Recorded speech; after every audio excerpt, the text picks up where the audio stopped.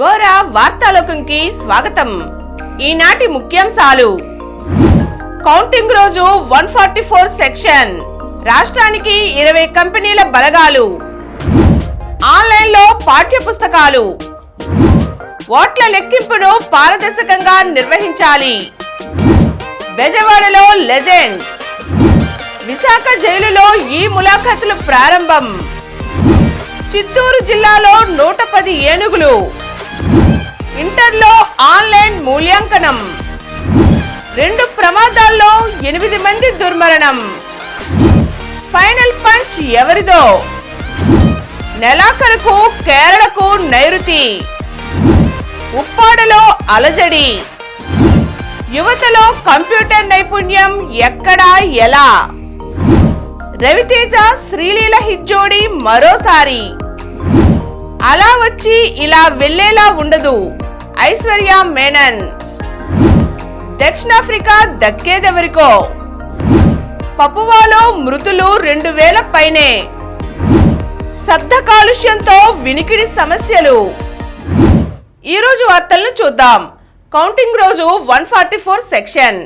కేంద్ర ఎన్నికల సంఘం ఆదేశాల మేరకు ఓట్ల లెక్కింపు రోజు పటిష్ట చర్యలు చేపడుతున్నామని, రాష్ట్ర వ్యాప్తంగా 144 సెక్షన్ అమలు చేస్తామని రాష్ట్ర ప్రధాన ఎన్నికల అధికారి ముఖేష్ కుమార్ మీనా తెలిపారు.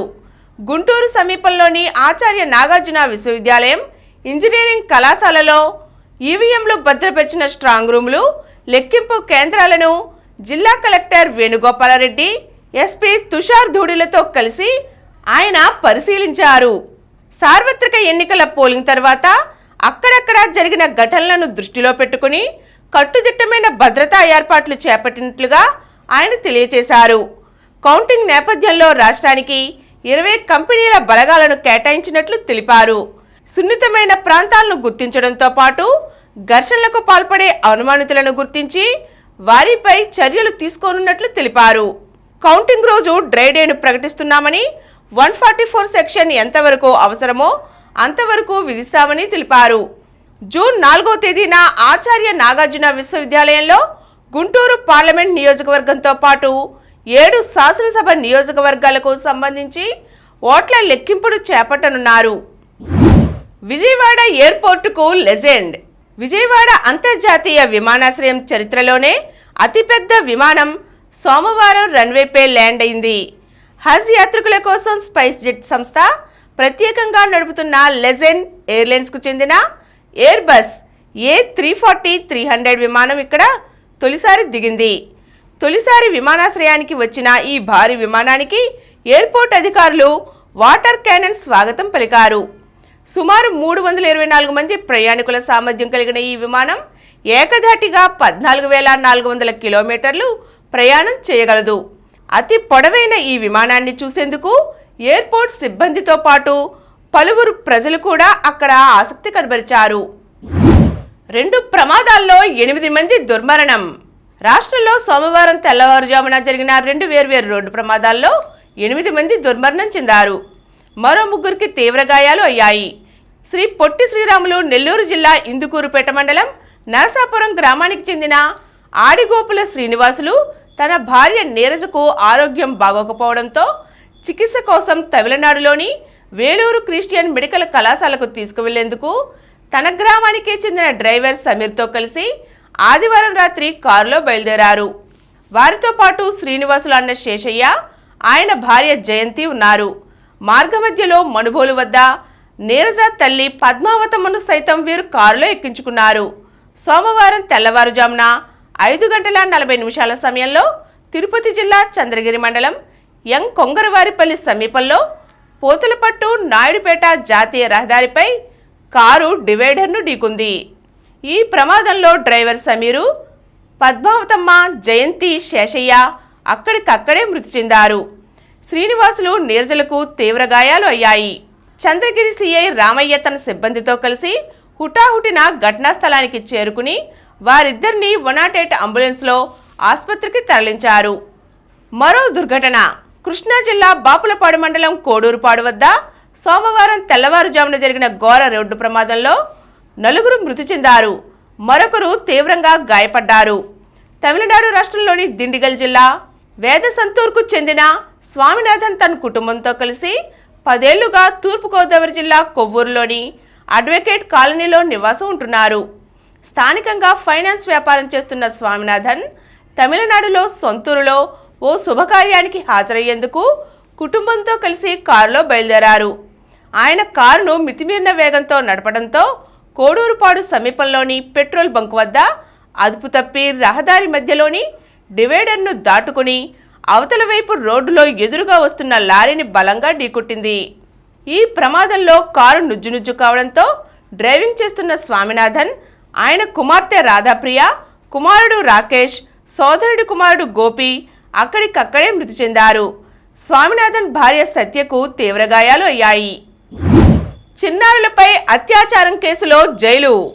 వావి వరుసలు మరిచి అభంశుభం తెలియని చిన్నారులపై అత్యాచారానికి పాల్పడిన 2 నిందితులకు వేర్వేరు కేసుల్లో జైలు శిక్ష, జరిమానా విధిస్తూ ఆయా న్యాయమూర్తులు సోమవారం నాడు తీర్పునిచ్చారు. సొంత మనవరాలిపై అత్యాచారానికి పాల్పడిన తాతకు 20 ఏళ్ల కఠిన కారాగార శిక్ష, 5 లక్షల జరిమానా విధిస్తూ విశాఖ నగరంలోని పోక్సో ప్రత్యేక న్యాయస్థానం న్యాయమూర్తి జి ఆనంది తీర్పు వెలువరించారు.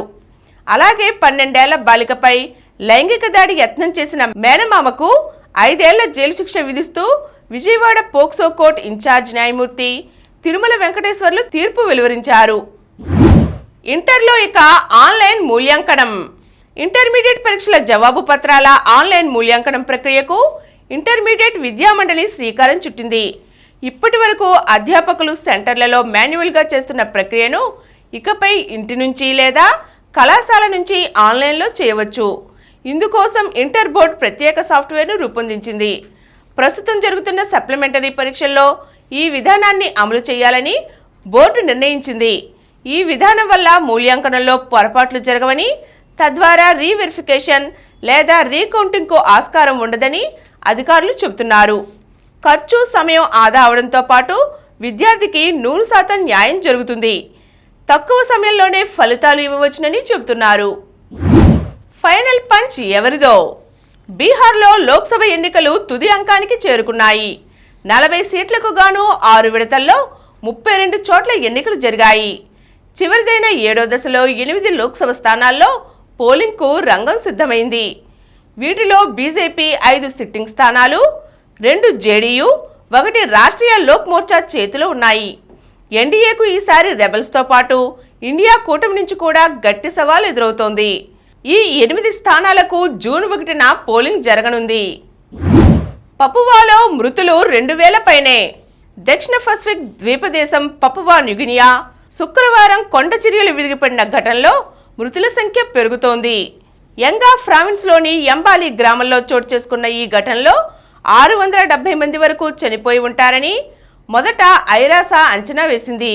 అయితే మట్టి దిబ్బల కింద 2000 మందికి పైగానే గ్రామస్తులు సజీవ సమాధి అయి ఉంటారని పపువా ప్రభుత్వం లెక్కగట్టింది. ఈ మేరకు ఐరాసాకు సమాచారం పంపింది.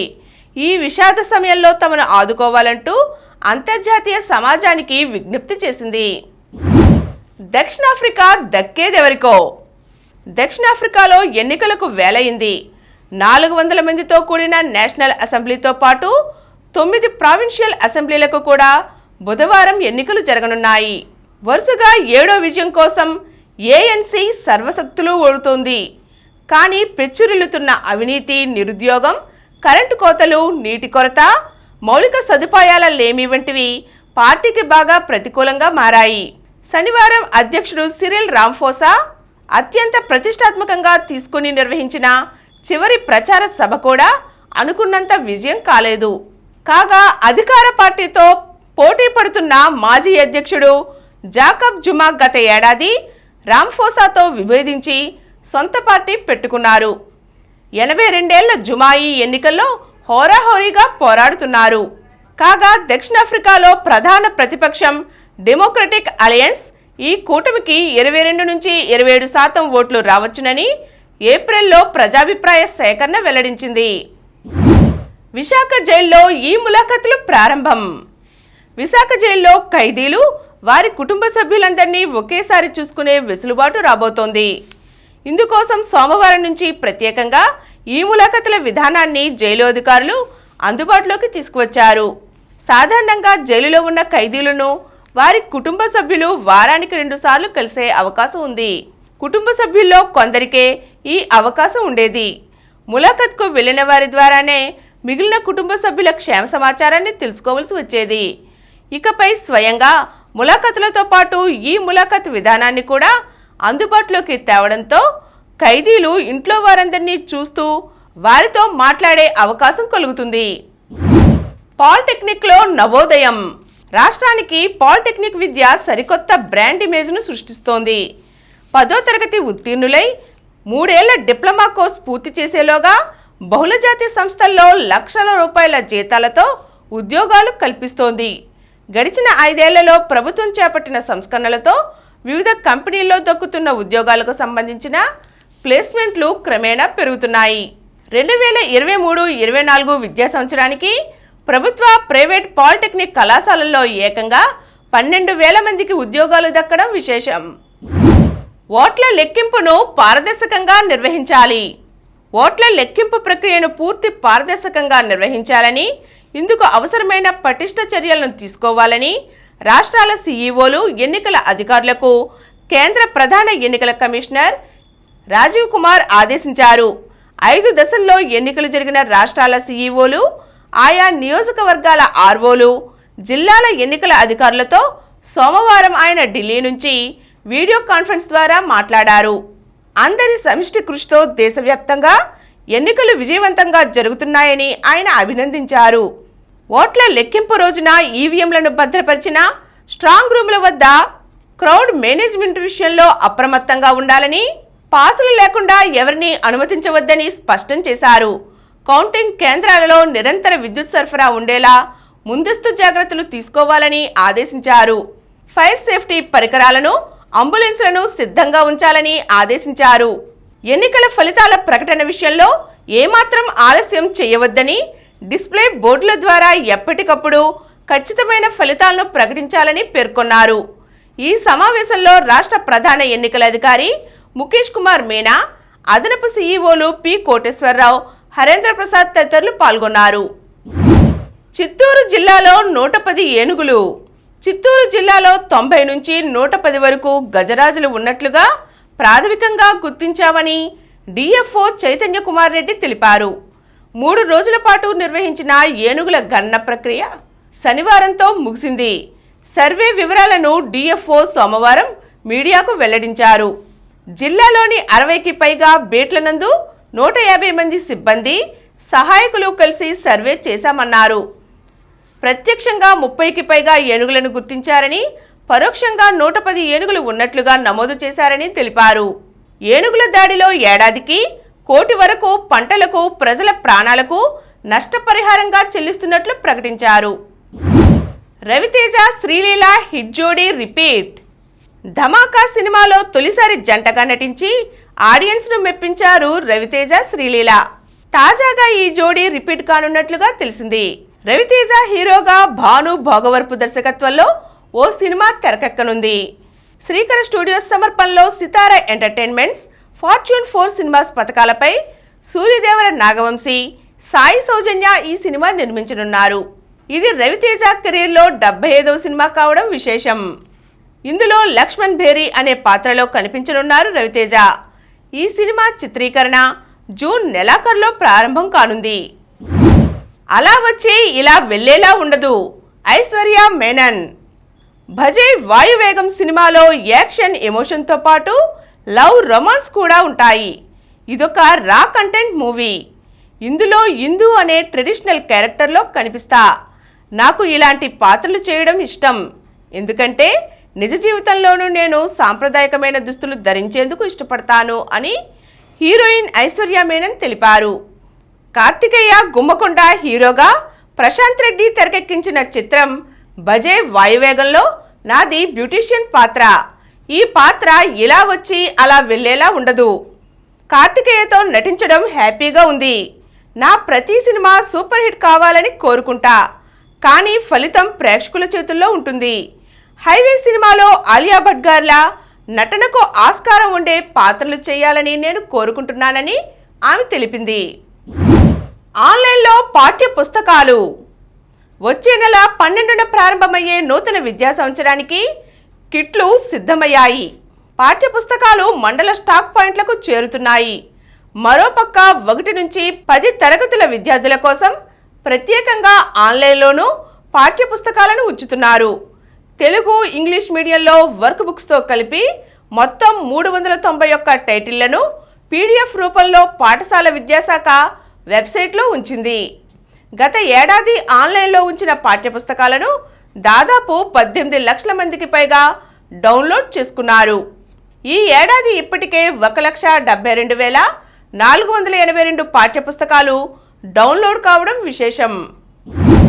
నెలాఖరుకు కేరళకు నైరుతి రుతుపవనాలు వేగంగా విస్తరిస్తున్నాయి. ఈ నెల 31 నాటికల్లా ఇవి కేరళలోకి ప్రవేశిస్తాయని భారత వాతావరణ విభాగం సోమవారం నాడు తెలియజేసింది. నిర్ణీత సమయానికి 3 రోజులు ముందుగా అంటే ఈ నెల 19న అండమాన్ సముద్రంలోకి ఈ రుతుపవనాలు ప్రవేశించిన సంగతి తెలిసిందే. ఇవి చురుగ్గా కదులుతుండగా సోమవారం నాటికి బంగాళాఖాతం, శ్రీలంకలోని పలు ప్రాంతాలకు విస్తరించాయి. అలాగే దక్షిణ అరేబియా సముద్రంలోని కొన్ని ప్రాంతాలు, మాల్దీవులు, కొమోరిన్ ప్రాంతాల్లోకి విస్తరించే అవకాశాలు మెరుగుపడ్డాయి. ఇదే పరిస్థితి కొనసాగితే అనుకున్న దానికంటే ముందుగానే వచ్చే నెల 1-2 తేదీల్లో ఏపీలోకి రుతుపవనాలు ప్రవేశిస్తాయని అంచనా వేస్తున్నారు. కాగా ఈ సీజన్లో వర్షాలు విస్తారంగా కురుస్తాయని వాతావరణ శాఖ వెల్లడించింది. జూన్ నుంచి సెప్టెంబర్ వరకు సాధారణ వర్షపాతం కంటే ఎక్కువ వర్షపాతం నమోదవుతుందని తెలియజేసింది. కంప్యూటర్ నైపుణ్యం ఎక్కడ, ఎలా? దేశంలో కంప్యూటర్ నైపుణ్యం పట్టణ యువతలో 61% కాగా అదే గ్రామీణ యువతలో కేవలం 34% ఉందని ఇండియా ఎంప్లాయ్మెంట్ రిపోర్ట్ 24 వెల్లడించింది. కంప్యూటర్ నైపుణ్యాల సామర్థ్యం రాష్ట్రాల మధ్య వైవిధ్యంగా ఉందని ఆ నివేదిక తెలియజేసింది. కెమెరా, మోడెం, ప్రింటర్ వంటి పరికరాలు ఇన్స్టాల్ చేసే సామర్థ్యం పట్టణ యువతలో ఉంది. వివిధ రకాల కంప్యూటర్ నైపుణ్యాల్లో దక్షిణాది రాష్ట్రాలైన కేరళ, తమిళనాడు, కర్ణాటక ఇతర రాష్ట్రాల కంటే మెరుగ్గా ఉన్నాయి. ఫైల్ లేదా ఫోల్డర్ను కాపీ చేయగల సామర్థ్యం ఆంధ్రప్రదేశ్ యువతలో 45.56%, కేరళలో 90.28%, తమిళనాడు యువతలో 72.28%, కర్ణాటక యువతలో 64.36%, తెలంగాణలో 53.83% ఉన్నట్లు ఈ రిపోర్ట్ తెలిపింది. ప్రజెంటేషన్ల సామర్థ్యం కేరళ యువతలో ఎక్కువగా ఉంది. ఉప్పాడలో అలజడి. రెమాల్ తుఫాన్ తీరం దాటినప్పటికీ దాని ప్రభావంతో కాకినాడ జిల్లా ఉప్పాడ వద్ద కడలి కల్లోలంగా మారింది. అలలు ఉవ్వెత్తున ఎగిసిపడుతున్నాయి. తీరం కోతకు గురవుతుంది. కెరటాల తాకిడికి కొత్తపల్లి మండలంలోని ఉప్పాడ, కోనపాపపేట గ్రామాలలో పదుల సంఖ్యలో ఇళ్లు కడలతో కలిసిపోతుండటంతో మత్స్యకారులు ఆందోళన చెందుతున్నారు. అలల తాకిడికి జియో ట్యూబ్ రక్షణ గోడ, రాళ్లు సైతం గ్రామంలోకి వచ్చి పడ్డాయి. ఉప్పాడ కాకినాడ బీచ్ రోడ్డు కోతకు గురైంది. శబ్ద కాలుష్యంతో వినికిడి సమస్యలు. కుర్రకారు వింత హారన్ల హోరు. లారీల ఎయిర్ హారన్లు ప్రజలకు కొత్త సమస్యలు తెచ్చిపెడుతున్నాయి. పెరిగిన ట్రాఫిక్కు ఎయిర్ హారన్లు తోడు కావడంతో ప్రజలు వినికిడి సమస్యల బారిన పడుతున్నారు. చిన్నారులతో పాటు యువత కూడా ఎక్కువగా వివిధ సమస్యలతో సతమతమవుతున్నారు. వాహనాలకు వాడుతున్న నిషేధిత ఎయిర్ హారన్లు, ట్రాఫిక్ సిగ్నల్స్ వద్ద వాహనాల శబ్దాలు ఎక్కువవుతున్నాయి. పార్టీల్లో డీజే సౌండ్స్ కూడా అధికంగా ఉంటున్నాయి. శబ్దాలు ఎక్కువగా వచ్చే కంపెనీల్లో దీర్ఘకాలంగా పనిచేయడం వల్ల కూడా యువత వినికిడి సమస్యలకు లోనవుతున్నారు. శబ్ద కాలుష్యానికి గురైన వారిలో గుయ్యమంటూ చెవుల్లో శబ్దాలు రావడం, నరాలు బలహీనపడినట్లుగా అనిపించడం, చిరాకు, తీవ్రమైన తలనొప్పి, పనిపై దృష్టి పెట్టలేకపోవడం, వినికిడి తగ్గిపోవడం, కొందరిలో హై ఫ్రీక్వెన్సీ లాసెస్ రావడం, పెద్దవారు ఒక్కసారిగా శబ్దాలు వినడం వల్ల గుండెపోటుకు గురవడం, గుండెదడ, ఆందోళనకు గురి కావడం జరుగుతున్నాయి. శబ్ద కాలుష్యంతో ఏర్పడిన వినికిడి సమస్యలకు సకాలంలో నిపుణులైన వైద్యుల వద్దకు వెళ్ళి చికిత్స పొందడం అత్యంత అవసరం. ఇప్పుడు కొన్ని సంక్షిప్త వార్తలను చూద్దాం. చండీగఢ్లో హోరాహోరీ. మనీష్ తివారీకి గట్టి సవాల్ విసురుతున్న సంజయ్ టండన్. జమ్మూ కశ్మీర్లో 35 ఏళ్లలో అత్యధిక ఓటింగ్. జమ్మూ కశ్మీర్లో అసెంబ్లీ ఎన్నికల నిర్వహణకు మార్గం సుగమం అవుతోంది. ఇక్కడి 5 లోక్సభ స్థానాలకు ఇటీవల జరిగిన ఎన్నికల్లో 58.46% ఓటింగ్ నమోదైంది. గడిచిన 35 ఏళ్లలో ఇదే అత్యధిక ఓటింగ్ శాతం. ఫ్రెంచ్ ఓపెన్ తొలి రౌండ్లోనే ఓడిపోయిన స్పెయిన్ దిగ్గజం నాదల్. జర్మనీ స్టార్ జ్వెరేవ్ సంచలన విజయం. మహిళల సింగిల్స్లో డిఫెండింగ్ ఛాంపియన్, ప్రపంచ నెంబర్ 1 ఇగా స్వియాటెక్ రెండో రౌండ్లోకి దూసుకెళ్లింది. హర్మన్ ప్రీత్ హ్యాట్రిక్. అంతర్జాతీయ హాకీ సమాఖ్య పురుషుల ప్రో లీగ్ టోర్నీలో భారత జట్టు 7వ విజయం నమోదు చేసింది. అంకుశిత భోని. వరల్డ్ ఒలింపిక్ చివరి క్వాలిఫైయింగ్ బాక్సింగ్ టోర్నీలో సోమవారం భారత బాక్సర్లకు మిశ్రమ ఫలితాలు ఎదురయ్యాయి. మహిళల 60 కేజీల విభాగంలో అంకుశిత బోరో శుభారంభం చేసింది. పురుషుల 80 కేజీల విభాగంలో అభిమన్యు రెండో రౌండ్లో ఓడిపోయాడు. ఉజ్బెకిస్తాన్తో ఫుట్బాల్ మ్యాచ్లకు సౌమ్య. తెలంగాణ అమ్మాయి సౌమ్య గుగులోత్ భారత మహిళల ఫుట్బాల్ జట్టులో తన స్థానాన్ని నిలబెట్టుకుంది. తాష్కెంట్ నగరంలో ఉజ్బెకిస్తాన్ జట్టుతో జరిగిన 2 అంతర్జాతీయ ఫ్రెండ్లీ మ్యాచ్ల్లో పోటీ పడే భారత జట్టుల్లో ఆమె ఎంపికైంది. 4వ ర్యాంకులో జ్యోతి సురేఖ. ఆర్చరీ ప్రపంచ ర్యాంకింగ్స్లో మహిళల కాంపౌండ్ వ్యక్తిగత విభాగంలో భారత స్టార్ ఆంధ్రప్రదేశ్ క్రీడాకారిణి వెన్నం జ్యోతి సురేఖ 4వ స్థానంలో నిలిచింది. మరిన్ని వార్తా విశేషాలతో రేపటి గోరా వార్తాలోకంలో కలుద్దాం. Thank you.